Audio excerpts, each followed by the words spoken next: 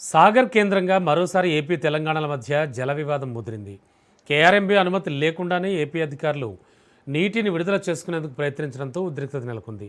AP అధికారుల ప్రయత్నాన్ని తెలంగాణ జెన్కో అధికారులు అడ్డుకున్నారు. ప్రస్తుతానికి కుడికాల్వ ద్వారా ఏపీకి 3 వాటాల కింద 2235 క్యూసెక్కుల నీళ్లు మళ్లిస్తుంటే తెలంగాణకు 1 వాటా కింద 732 క్యూసెక్కుల నీళ్లు విడుదలవుతున్నాయి. ఇరు రాష్ట్రాల మధ్య జల వివాదం నేపథ్యంలో నాగార్జున సాగర్ ప్రాజెక్టు వద్ద భారీగా సిఆర్పీఎఫ్ బలగాలు మోహరించారు.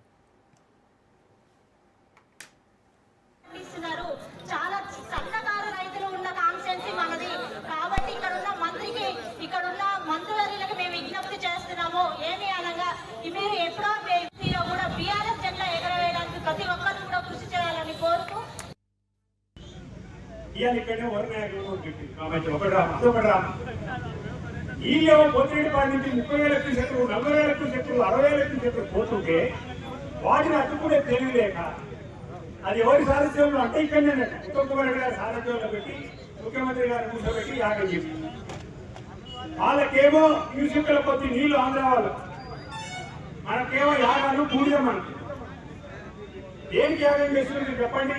నీళ్లు లేవా? వనదేవుడు కనకరించిండు, నీళ్ళు ఇచ్చిండు, ప్రాజెక్టు నిండిపోయి